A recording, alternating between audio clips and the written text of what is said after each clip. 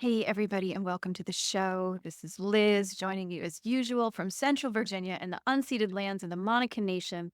And I am so glad that you are here with me again today.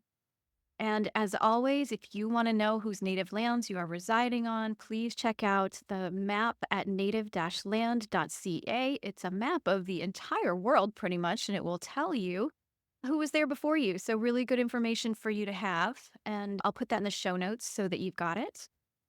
And if you are interested in learning more about the sacred feminine, there's so many ways that you can do that. There have been so many guests that have been on this show in the last 5 years who've given wonderful perspectives on that.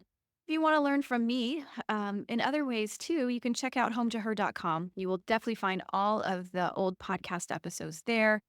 You will find some articles and things that I've written, and you can find out more information about my book there, Home to Her, Walking the Transformative Path of the Sacred Feminine, which is published by Womancraft Publishing.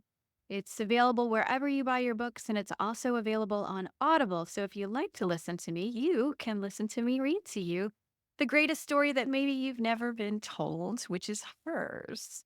And yeah, follow me on social if you want to keep up. I've been a little sporadic lately, but it's Home to Her at Facebook and Instagram.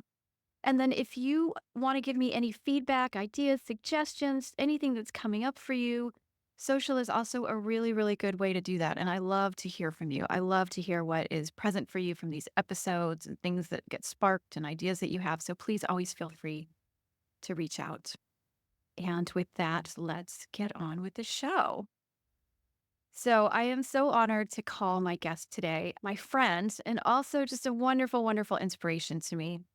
We first had the opportunity to meet in person at the Parliament of the World's Religions in Chicago back in August of 2023. Although I had heard of her, she was in my circle. I knew about her. She was in my sphere for years before we connected. But she was stewarding the women's village there. I'll say more about that in a second. And I was just so moved by her passion and her presence and all the ways that she's been showing up in the world so powerfully over the last couple of decades. And yeah, I've kind of been in that space of awe ever since. So I feel like this conversation is long overdue. I'm so excited we're having it, and I can't wait for you to hear from her. So let me go ahead and tell you about her. Sande Hart is a mother, grandmother, and the founder of the Global Women's Village Women's Organization, formerly known as S.A.R.A.H, which stands for the Spiritual and Religious Alliance for Hope, which is now in its 23rd year. She is the author of the Liminal Odyssey, The Alchemical Power of the Spaces in Between. I can't think of a more sacred feminine inspired title than that. Also a Nautilus Book Award winner. And she is actively engaged in leadership in the peace, compassion, community building, and women's and in-powerment sectors. Her most recent work is in service to the role of women in this evolutionary impulse we are in during these transitional times. Sande served on the Women's Task Force for the Parliament of the World's Religions and developed and produced the first ever women's village at the 2023 International Conference. She founded and served as director for the international organization, the Charter for Compassion's Women and Girls Sector, as creator and director of the ninth sector of the international organization focused on compassion.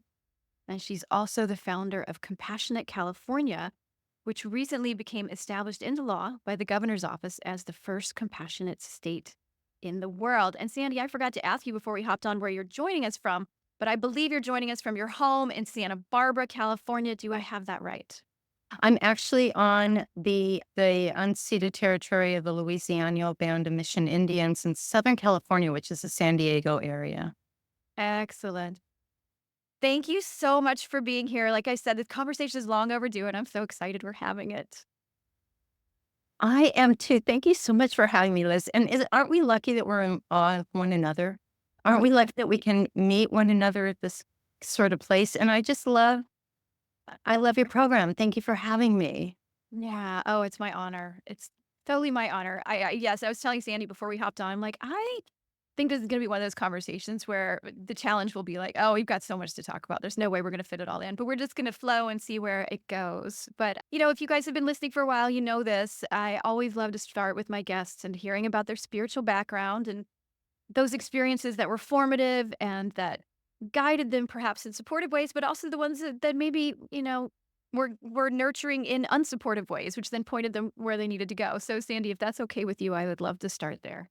Oh, and I love that you do this because that's my favorite place to meet people at the root of who they are and how they show up in the world and what informs them in their either religion or their spirituality. So thank you for posing this question. So my roots, I was born into an already established family in a seaside town in Southern California, which was the occupied territory of the Tofangva in a little town called Palos Verdes. I was one of 4 Jewish kids in my entire elementary school and not much more in my middle school. So I always felt like I was the other. I never felt like I fit in, or for that matter, I never felt that I was really made for this world. Yet I had this love affair with the ocean, who I lovingly referred to as grandmother. So while I didn't know it, I was literally, or at the time, I should say, I was literally being drenched in her spirituality. I was gifted by her consistent presence in my life. I knew that she was teeming with life, and I could talk to her and play on her and in her. And I was gifted these amazing lessons and treasures of sand dollars and endless days away from my otherwise existence. And she was, for me, the definition of unconditional love and acceptance that I wasn't getting at home.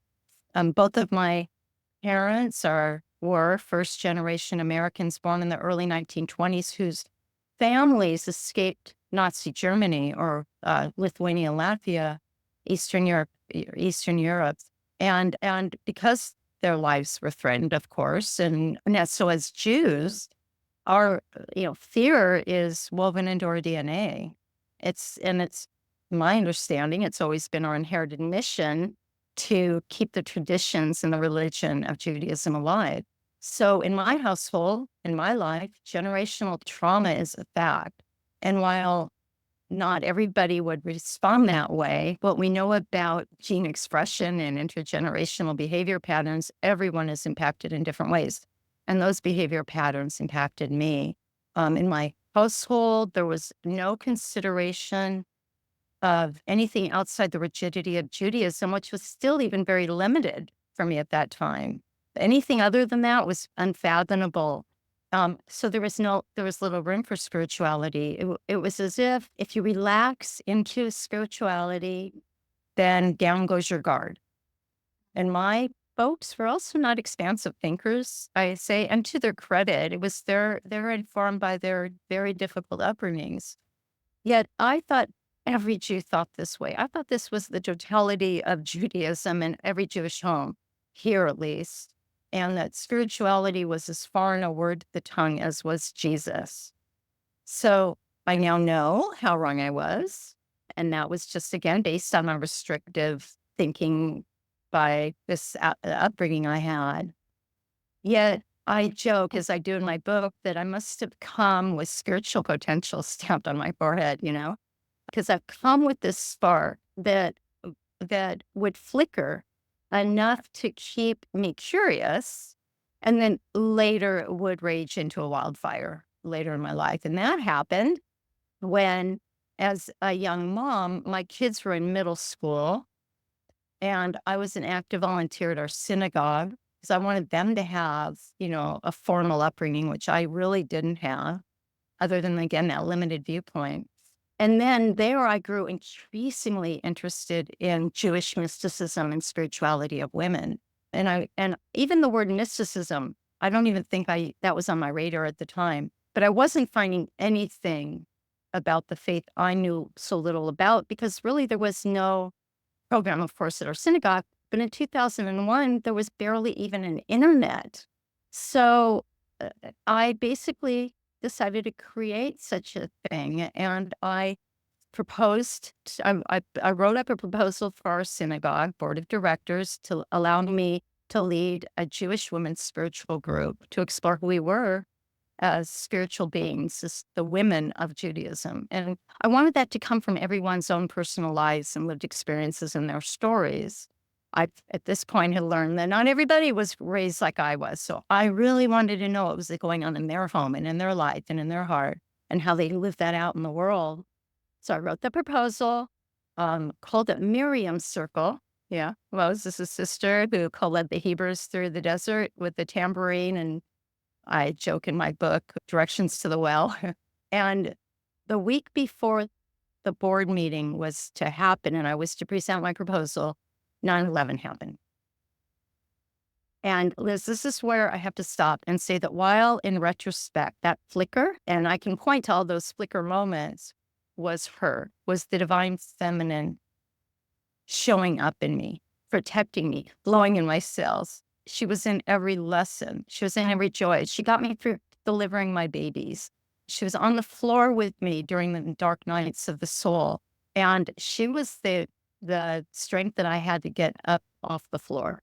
And but it wasn't until the morning of 9/11 that I first actually heard her voice. Still, I didn't know it was officially her until later in life. As a matter of fact, even in my book, which I wrote a few years ago, I think I made the comment that I don't know who was whispering in my ear, but I said yes. And what I said yes to was gather women.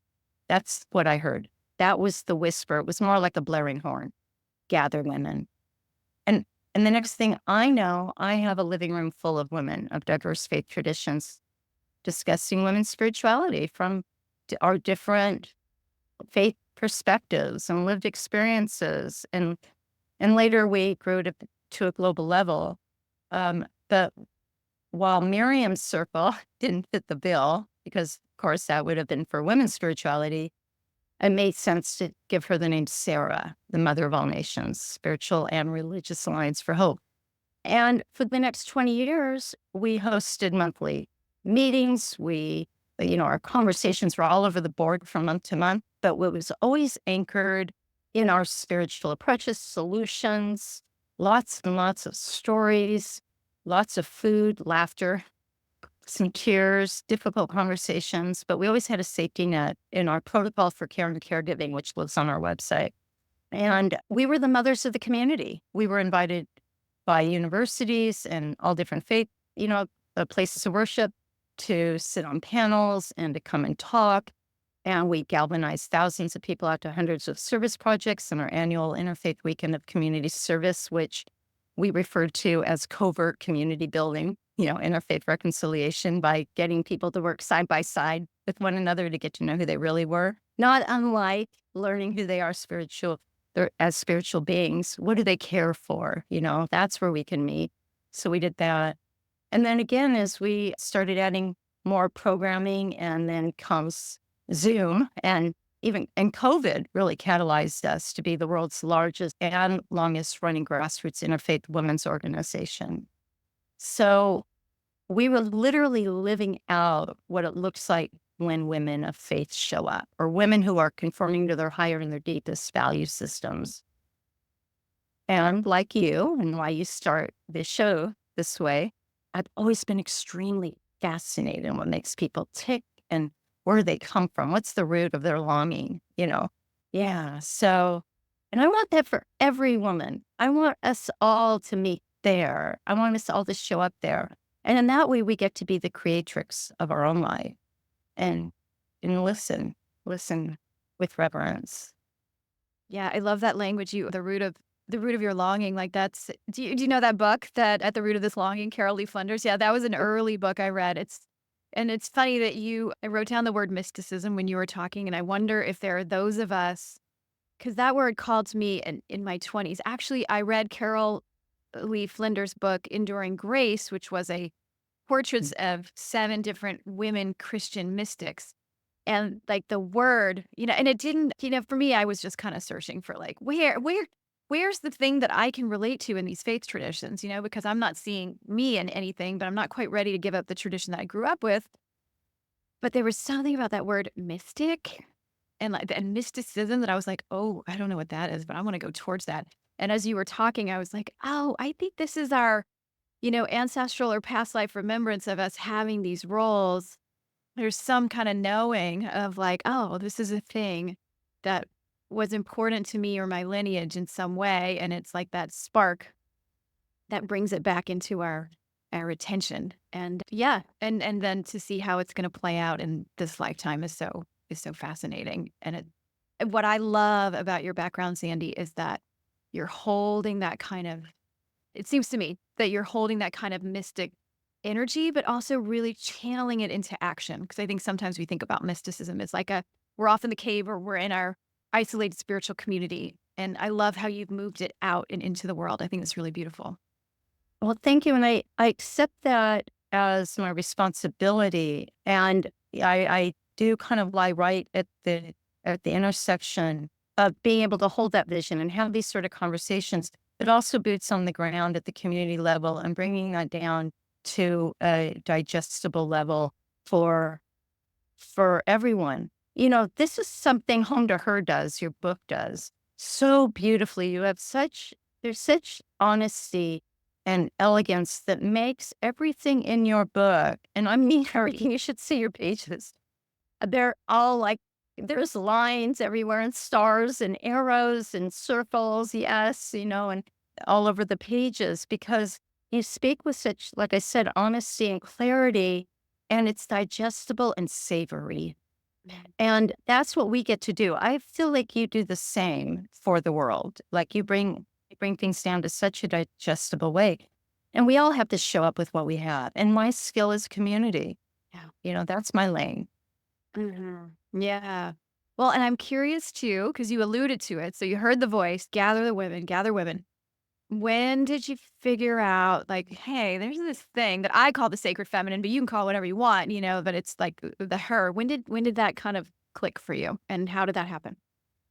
Well, I can, in retrospect, go back and see all the flickers and go, Yes. okay, she was there. You know, she was in every single story in my book, right? Making every adventure possible and also protecting me along the way and bringing me these people into my lives that would teach me lessons and be my guides. And as well as a plethora and platoons of angels that had sense of humors and cattle prods. But where did I first come to really know? I have to say it was at the Parliament. This is just last year. Now, I've been on this journey for 22 years. Well, actually, my whole life. All right. Honestly, I think I was born to take this Odyssey and to answer these questions and to fill in the gaps. That's why the word liminal was so important to me. It's like, let's slow down to the speed and I'll wonder what's happening in these gaps. But at the Parliament, it all just came together. And I have to say that building the village, it wasn't the end result that was the proof of my concept of what was possible or what a space looked like that was designed for women by women. It was the year of planning that we took to develop it. And we always said that while there were 7 of us or 8 of us on the committee, there was a 9th. And when something didn't want to happen or when something flowed into us, it was her. Yeah. She was our accountability partner the whole way. And something that was always said by particularly one of our members, but then we all adopted it is at every turn, we are so protected. She is there. We are so protected. So she was starting to flutter into my life in this more condensed way. But then the women's village is built. Everything's up. The fixtures are up. The waterfall is flowing. And by the Yes, way, and I wanna yeah, can I pause you for a second? Because I want to just can you help set the stage for people who are like, "What is this Parliament of World Religions? What oh, are you talking about?" Like, just like, I know we were there, and I'm like, "I can see it," but can like, let's I mean, there's, yeah. like, thousands of people that come from all over the world to this thing, right? Like, how many there was something like 8 or 9,000 people there, right? Yeah, depending on the parliament, anywhere from 7 to 10,000 people come from 70 or 80 different countries representing their faith traditions or walk in the world or you know, spiritually ethical or you know, ways of being in the world, but our seekers, our educators, our clergy, our environmentalists, you know, are working on just most any social impact issue on the planet will come to, you know, participate in 400 different workshops or discussions. There's a huge exhibit hall that not only has a marketplace, but also you'll find expressions of religion and spirituality through ritual and ceremony that you can observe right there in you know, in the otherwise sterile halls of a convention center, which is of course blown out to its full capacity. There's food. The Sikh community comes and does a langar every year, or every parliament, which is where they feed every one of those thousands of people. This mostly you ate there, huh? Oh, I could have eaten there every single day if I could have gotten away as much. But the most delicious, meal that they served to thousands and thousands of people every single day for lunch. So that's been happening for many, many parliaments. So there's just, and then there's plenaries and assemblies and this has been my fifth or sixth parliament, and the third parliament I was on the women's task force for, I said, you know what? It's really time that there be a dedicated space designed for and by women that is for everyone, really. I mean, we want everyone to come, but let's look at what happens when we, you know, provide a safe space. And this was all inspired because if you've ever been to a big conference before, sometimes you know that the most juiciest and meaningful connections are when you're just sitting down to take a load off on a bench that you can find and give your feet a rest and, just breathe and process everything that's going on. And so the first thing I wanted were velvet benches. And then, of course, we wanted to do a water ceremony, so we had to have a water fountain. And I found one at Lowe's in the shape of a vagina. I was so excited. Oh, we had a red tent room where we had constant programming in there the whole week. And by the way, this parliament lasts a week, and every few years, 3 to 4 years, it moves from city to city, country to country. My first parliament was in Australia. And so it's bopped around the world. It's possible the next one will be in Scotland, but it takes millions and millions of dollars in entire city initiatives to bring a parliament to your state or your city. So that is the parliament. And that was, what we had the privilege of doing with 1,300 square feet that I was, given permission to build in. And I didn't mean to interrupt you. So you were talking about like being in the women's village and like that's sort of like where you knew her. So yeah, apologies for that. But yeah, I'd love to hear you No, continue that too. Yeah. no apologies. As a matter of fact, thank you, because I skipped right over that. So the, we knew we wanted to have these things happen, right? We had crown making station, where and women everywhere were walking around the parliament with these gorgeous crowns that they made with, a glue stick and all these flowers and different ribbons and things that we had provided. We had a mother tree where people could write their prayers on her leaves and stick them up where there were just branches or acorns. This was a last minute thing. And I rushed from Amazon these little acorn-shaped papers where you can write your wishes that we want to flourish into 10,000 forests, right? And then bark that you can write the name of your ancestors on and affix it to her trunk. And so we had just circles of chairs. So for spontaneous circles to happen, we had roses everywhere.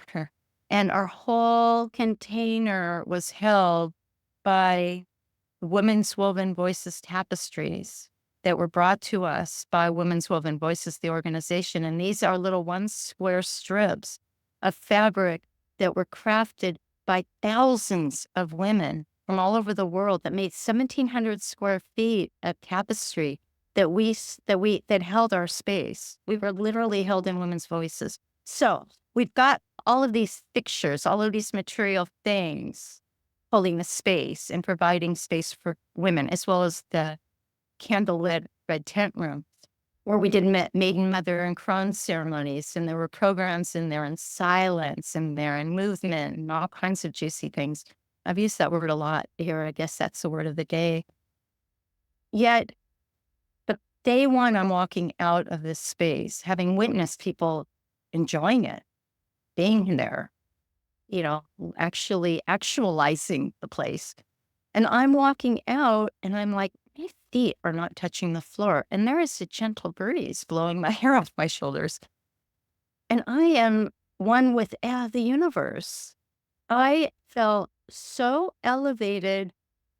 I could have probably struck a match if there was an unlit match around me. That I felt that hollow rod at the same time going through me. And And I've heard that from other women in different degrees. So that was when I knew she was present.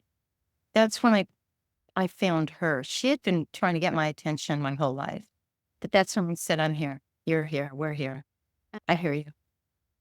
I And love that you called it a flicker and like you're using the language of flame. And in my book I talk about her as like throwing a match at my feet and kind of setting me on fire. And I mhm. even yeah, and I've even thought about, for me right now, kind of metaphorically, I'm working with, like, if anybody has seen my work, you may have seen that there's a butterfly. There's like a little kind of stylized butterfly that's connected to my work, and that's such a common metaphor of transformation. And I've also been really, really more drawn to the the feeling and the imagery of a moth lately, and specifically a moth to a flame, because the butterfly, to me, we sort of, at least when we speak about it metaphorically, we know it's caterpillar and it's gonna go through the goo, but we're gonna come out something beautiful, and isn't there reassurance in that journey? And I guess I'm sharing this, Sandy, because I want to hear your reaction to it. But to me, working with the divine feminine and sacred feminine energy, it's more like she is the flame and I am the freaking moth, and I have got to go. And I don't know what's going to happen. I don't know that I'm going to emerge on the other side as a butterfly. I have no idea. It is like stepping into that space of liminality, to use your language, or, the unknown. I just did a co facilitated retreat around that topic last weekend. But, it can feel like moving towards annihilation in a way, and yet it's irresistible. Like we need to follow her, because it's that powerful. So I'm gonna stop there. I don't know how that resonates No, with you. oh, please never stop. It's as if we don't have a choice in the matter. Yes. Now, some accept that readily and go towards the flame, and some resist it and will continue, I think, perhaps to continue circle around similar stuff. Like when you start seeing patterns of behavior and patterns of relationships and patterns of things happening, I think that those are absolute gifts, and she's putting them in front of us constantly until we can look at them and go, okay, dive in. What's this about? Let's get honest, right? I love the moth versus the butterfly, and I don't think it's a versus because I think both things can happen at the same time. Right. The moth, though, we discount because it's just plain and white and everyday, just like how we would equate the difference between a flower and a dandelion. But a dandelion is medicine. It's Earth's medicine. Yes. And so when there's illness or dis-ease, you'll start seeing dandelions pop up around the house, right? Or when we see a dandelion, it's a reminder. And what happens when we blow in a dandelion? Those seeds spread. That's why I didn't mention this, but after leaving the parliament, it became very clear to me that S.A.R.A.H needed to change direction. And we had been groveling with this for years. Are we still? Is this working? We're not community-based anymore. We're not in our community. What are we? We don't want to duplicate what's happening out there, and so much is happening out there. Where are we? So we sat back and listened carefully. Didn't take our eye off the flame, though. And then leaving the parliament, oh, okay, this is what's next for us, the Global Women's Village. So we changed the name. And the point I'm getting to is the idea of, you'll notice that there's a dandelion as part of our logo. And that was really intended to illustrate what we are really about, and it's blowing in one another's dandelion. This is something Jane Shinoda Bolen likes to talk about, that blowing in your dandelions. It's what we could do for one another, is blow in one another's dandelion. But then, just a few weeks ago, I learned this fact about dandelions being Earth's medicine. Yes. And I also learned that they are here on this continent because my English ancestors thought they were so valuable that they needed to bring them over when they immigrated from England. And yeah, I think definitely England, maybe other parts of the British Isles too. But they are, I'm fairly certain they're not native to the United States. They were brought as medicine, specifically as medicine. So yeah, Yeah. kind of And cool. I And have some then, dandelion tea in my yeah. cupboard. It's like I never connected the two. So that moth, absolutely. It's time we start questioning assumptions. This is what I feel about everything you said. And this is so much a part of what's important for us is the role of women right now in these evolutionary times is that we start questioning assumptions about what we think of things. And I'm so grateful that you are such a, on the forefront of this, I should say, that you are willing and able to see that yourself in that moth. Mhm. Yes. Well, I feel like I've had lots of experience of heading towards that flame, and it often does feel like annihilation, although sweet in a way. But yeah, there's a lot of like a burning down of old structures that are no longer going to serve, and I've been actively in that process for in one way or another for since I met her, since I she showed herself to me 10 years ago. So yeah, I think well, that's what she wants from us. I think abs- that's, and I used to say marching orders, those are our dancing orders. We get to do this as the embodied female. yes, we We do, get and I'd love to hear T talk. So now you've had this 2 decades of women's spiritual activism. I don't know if that's how you call it, but I'd love to hear you talk about, like, what and now that she has really made herself known to you, like, how is that showing up and where you're headed now and what's evolving and coming forward for you? Yeah, thank you for asking. And again, this is all kind of new for me. So it's very fresh, but I'm really celebrating the fact that I'm experiencing a lot of courage in my life that I didn't have before. Mm, It's coming out in my words.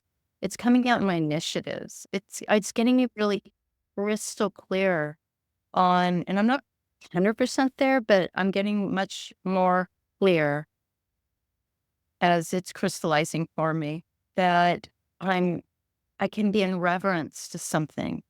You know, one of the biggest evidences of her in my life, and to answer your question, was, and I'll say it, there's this song by George Harrison, My Dear Lord, I really want to know you. I really want to love you. I really want to be like you. My whole life, I really, really wanted to know that yearning or that longing. I really wanted it, but I wasn't finding it anywhere in my experience. And it was not that long ago that I came upon this painting of Mary Magdalene, who exemplifies her in so many ways with all the things coming off of her and how she is painted and the manner in which she was painted, and felt that longing. And now I can really, I'm struggling with, do I lower my head in reverence or raise my head in gratitude? No matter what I do, I feel completely embodied for her. And it was the first time I've ever found that. And I have to say, none of this, I haven't abandoned my Judaism. I found a place for Judaism in my life, which is where it's always been, and that is I love to light the Shabbat candles on Friday night because that connects me to my grandmothers and my ancestors who are right with me. They're flooding the room. If you can't see them, I know they're there. I think maybe you can imagine them as perhaps I see yours as well. They're a direct connection to not just every woman lighting candles that night at the same time somewhere else in the world or at sunset. So we have a full 24 hours of it. We're all saying a similar prayer, being grateful for this light that we can bring, but also this lineage. And mine happens to be go all the way back to the beginning of time.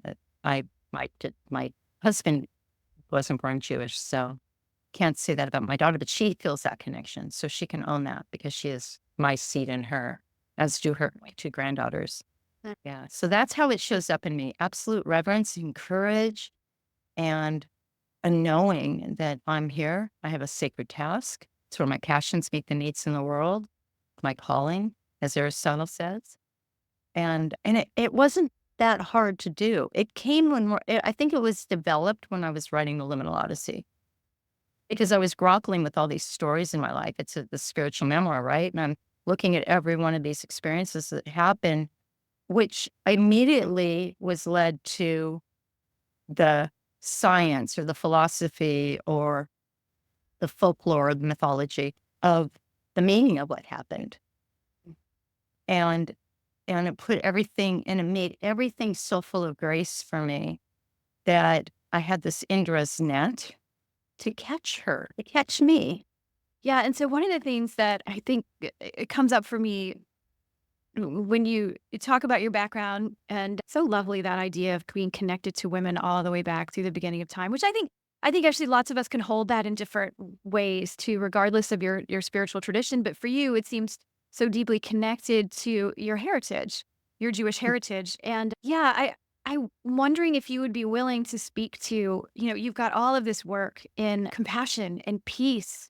And right now we're in this like powder keg of a situation of what's happening in Israel and Gaza, and I'm just wondering, like, how you are holding that with this deep commitment to that, and also this deep commitment to your Jewish faith and your Jewish heritage. Like, how are you navigating that, and how are you holding that? Yeah, thank you for asking that question because it brings me to my knees. There are no words. It's unfathomable that this is happening.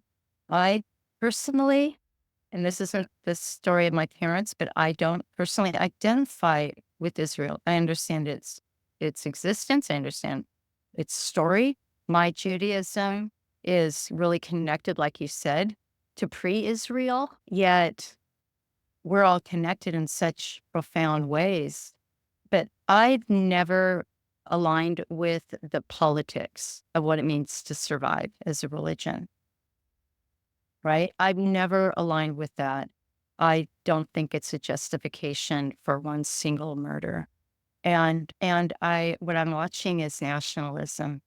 I'm not looking at religion. It's so disgraceful and unfortunate that this is happening in the name of Judaism or it's associated with Judaism because Israel is a Jewish state and it's supposed to embody these values. And it was the place that Jews could be safe. And here, how are we treating our brother and cousins? Yeah. I hear so many stories from my Muslim sisters of how their aunties, their next door neighbors growing up were Jewish, and how they would have each other over for each other's holidays and teach each other how to cook different things. That is how we behave as a humanity. But this is nationalism. I think this is just the epitome of and an example of all of the systems that are breaking down on our planet right now. This leads us right into the conversation of this system of domination and the resistance to what's breaking through. You know, we're at this really fascinating time in history, aren't we? I mean, what a blessing. And I like to think I had something to do with choosing to be here, but I'm sure happy I am. Although I was born 10 years too late because I would have been a great hippie. But I was going to say, I can see that about you, but I think you're too, like you might have gotten too distracted with the fun of it, and then that you're here for an important mission. So I think you're right on time, but I could see that. what kind of trip I would have gotten lost in. But I used to hand out love beads on the bus, and this is during the 70s where it was hit by bruising and neon colors. And here I'm a hippie with, you know, daisies in my braids. So this dichotomy, we're at this really fascinating time where this rise of frequency on our planet and these conversations are plentiful. They don't make CNN, they don't, you'll never find them on television, unfortunately. Maybe one day you will. But the airwaves are flooded with evolutionary thinkers. Those of us who are accepting that we're at this bend, cosmologists, cosmetologists, they're all having this conversation no matter where they are. And I met cosmetologists, because I have this conversation when I'm getting my hair done. So Same, by the way, same. Yes, you're right. You're it's so right. I just don't want anybody to think I mixed up my words. But at any rate, and they're also watching systems fall apart. It's like the seed that has been planted in us, the seed that has been our inherited right, and especially women, because we know biologically we pass our seeds down through our bloodline to our daughters and our daughters to our daughters' daughters. So I'm carrying like great, great, great, great ancestors, grandmother's seed. What is my responsibility to that? But like a seed underground that's been just waiting patiently for the right conditions to start coming through the soil, we can see both. It has to disintegrate first, of course. It has to fall apart. It has to change its DNA, not unlike the butterfly you mentioned. Its DNA will completely change. It won't resemble anything of what that seed looked like. It'll break through the soil, and we have no idea what it's going to manifest. We don't know if it's going to be 10,000 forests like oak trees, or if it's going to be, and whatever it's going to be, whatever species it's going to show up as, we get this privilege to garden it, to be the sacred gardeners of that seed. So we're watching both of these things happen, and we have to really go easy on ourselves. It doesn't have to be this hard. We put a lot of, there's enough happening out there to weigh us down. We put enough on ourselves. And by the way, this domination trance women have been walking in, that we have to play small, that, we carry this guilt and the shame and all of these things, which, we could have another 3 programs on, right, a year. And I know you've had these conversations, that we have to take a load off ourselves and give ourselves some love and grace. Yes, for sure. We need right now. We need to clear the gunk. And I believe I read in your book, and I wrote it in my, we have got to clear the gunk, remove the wheat from the chaff, and be the mothers in the room, you know? Yeah, and that leads into, I think, conversations that you and I have had separately over email and like on in person or at least on Zoom too. But like what do you see emerging right now in terms of women's and you tell me if you want to use the word leadership or not, because I feel like that's got some patriarchal kind of hang with it too. But like women's leadership potential and roles and the possibilities that are there in this moment as everything is breaking down. Like, where and how are you seeing the opportunity for women to really step forward in different ways? I am so grateful you mentioned the languaging around the word leadership, because that's really been rubbing me, Mm. right? For me, leadership, and this will answer your question where I think we're going, where it's showing up for me. I'm seeing evidence of it. And I've been doing this research on this very particular conversation. What is the future of women's leadership? And I'm crowdsourcing the knowledge. I'm not looking in books, although I take that back. I am looking and reading books and following threads, that really my primary clinical research is in having conversations and hearing it from people ages 15 to 93 so far, soon to be a 12-year-old. And she's brilliant. And because I want to hear from people what they think. And what I'm coming to the understanding is we need new language. We need new words around this. And the word leadership in itself is hierarchical, Yes. right? And so how do we stretch the edges of what's possible to the place where it needs a new language, it needs a new word. And I think this is going to be the first time I mention this publicly, but I've been using the expression women who future, women who are, okay, we know where we've come from. I mean, just read Home to Her. You have this beautiful through line and for good reason why we've come this far. But now that we know, now that we've read Liz Childs Kelly's book, now that we know this stuff, and we have an endless supply of other resources that tell us this, okay, if we still choose to live in that space, we're victimizing now. We got to get really honest and real here. We've got to say, okay, I get that. What do I have to do? What do I have to clear? What gump do I have to look at? What assumptions do I have to question? And start, you know, creating a new system for us. And I think you are the one who said, this system that we're trying to fix wasn't designed for women in the first place. It's time to create a new system. And so what doesn't work? Hierarchy. What's old and tired? Systems of domination. So we have to look at ourselves, the words we use, what we think of ourselves, and and this is my favorite part about this whole thing and what women who feature do. And that is that we question every assumption. Yes. What are these patterns that have gotten me here? And why do I think like that? Why do I use that word? Is that word really relevant? What words are we using that I shouldn't be using anymore? You will not find the word submit on any button on our website. We're just eliminating words. We're creating a new narrative too. Yeah, even your point to marching orders. Like, there's so many metaphors of dominance and violence and hierarchy in our language that we don't even think about it.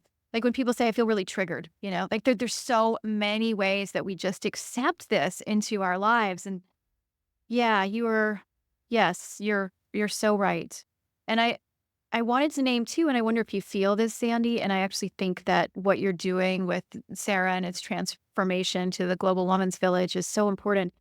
But because we're doing this, we have no roadmap. Like we do and we don't. Like yes, you can look at my book and realize we have not this has been done before, but not in this context and not at this scale. Like the reality is we can look back at other cultures and learn from them, but we've never been as connected globally the way we are now with this matrix and capitalism and 8 billion people on the planet. Yes, like all of that is so helpful and informative. And we're also, you know, there's that Adrian Rich poem, The Maps They Gave Us Were Out of Date by Decades or something. I'll find it and I'll put it in the show notes. It's so gorgeous. And so I wonder, like, for you, how do you hold the because it can feel like, you're stepping into liminal space. It can feel like annihilation. Like, I don't know where I'm going. I don't know where I'm going. Like, how do you hold that, like in that? Because there's something so exciting about, in a way, about these systems falling apart and the opportunity to future, and imagine the new. And there's something also very terrifying about it because we don't know where we're going, right? We don't know where we're going, but we know we're on our way. Yeah. And I don't want to poison the water hole when I get there. And so, Uh, first of all, where do I hold it? I hold it in a container. There's not even a container, a constellation of on wonder. I'm constantly going, oh, that's interesting. Where before I'd go, oh my God, I'm like, oh, what's that about? Because I can remove myself and my ego and my victimization and my traumas, which are real and do deserve real love and care and whatever attention is necessary. I don't want to discount that. But my answer is I don't know where we're going, but I'm willing to be a sacred gardener. And what I also think is really important is that we show up with our sacred task. What do you do? Liz, you are a phenomenal orator. You're a phenomenal weaver of stories. You're a beautiful expression of the divine feminine, particularly how you hold space on the airwaves, what you're doing with these airwaves that are flooded, and why we choose to listen to you, right? For me, that I would suggest that that might be one of your sacred tasks. I know another one is being, an amazing mom. And so and sister and friend. Yet we have these sacred tasks that are our seed in our pocket. Heirloom, and what are we going to do with it? yeah. And that was a revelation I had while standing on a walking bridge just down the road from Auschwitz. I don't know if you remember the last chapter of my book where we had spent the day in Auschwitz and the next morning I'm standing over this bridge that's going, under me and all these ducks and this lush greenery everywhere, wondering, where did Jews hide in here? And by the way, when I'm walking through the little town of Auschwitz, which is Auschwitz in Polish, I would look at, in churches and look, are those panels hollow? Were people hiding there or in their attics? But here I'm standing on this bridge looking in the trees going, wow. And then I realized I am standing over the bridge, over the water that has come down past Auschwitz, the death camp, now the museum, called a museum, that where ashes of the souls were dispensed of behind the evidence. And I immediately realized that all of their souls had to have absorbed into the banks of this little teeny river and giving growth and life. Then I'm going to start crying. I'm there with you. Yes. Sorry, I wrote it and it's still new to me. Gave refuge and for life to continue. And then I heard, and I never realized until this moment that another voice I heard were millions of souls saying, we choose love. We choose love. We don't let mourning be our story, right? Learn, but live. And in that way, we can say everything that's come before us as we're standing over that river. What are we going to do with it? Are we going to Are we going to acknowledge how it's brought us this far? Or are we going to say, we are the ones that get to redirect the river? Yeah. And we do that through awareness, watching our language, and accepting our dancing orders. And it takes time, it takes practice. It's not that easy. I'm not suggesting it's easy, but it's as easy to do the practice. Just pay attention to your words. That's a great start. Yeah, it also feels, and I think this may be a good place for us to wrap. I'm just so like, woof, so full from this, but it also, I had a feeling, when you're talking about the water and the river and imagining you and I are going to be ancestors one day, and I can promise you we're going to be intentional as heck about it, like 'cause we're living our lives that way now. But I just had that sense of like stepping into that stream of human possibility and potential, and that I don't know why this is making me so emotional, but that I get to let go of like knowing the outcome in my lifetime or even my children's lifetime. It doesn't matter. It really doesn't, because I'm just willing. I'm so willing to put myself into that stream, and I know you are too. And I think if we all do that, I think that's more than enough. It really is more than enough. You just reminded me of Henry David Thoreau. Go, go in the direction of your dreams farther. Live the life you imagined. And that's what we get to do. Thank you for that beautiful summation. Mm. Oh my gosh. This is so incredibly rich and wonderful, Sandy. I every time I get to be with you, my heart is so full, and I'm so glad that people get to hear from you and experience you here on the show. So thank you so much for all that you do and the way that you show up in the world. I think I really want to acknowledge, I've been paying attention to this a lot lately, that I believe that we all have a choice. Like you didn't have to say yes to this path. You didn't. You could have chosen a different life. You really could have, and you said yes. And so thank you, because I think we're all benefiting from it. Thank you. Yeah, we're all mirrors for each other too. So thank you. And everyone out there who's listening, because that means you're there too. So I think that this is important to acknowledge. We are so mighty in numbers. Yeah. Oh my gosh. I will put a link to the global it's a website, Global Women's Village. It's out there. I can send people to it. Yep. Okay, I will do that. And yeah, I don't know. Go have a good cry if you need one. I might do that after this. But just I want to thank all of you for listening. I know I if you paid attention, there's been a big gap. If you listened, I'm going through a divorce. And so, my energy has been in different places, but these conversations, they so like fill my heart and my soul. So I thank you for continuing to show up and bringing your own heart into these spaces. And yeah, until next time, take such good care of yourselves, and I will be with you again very soon.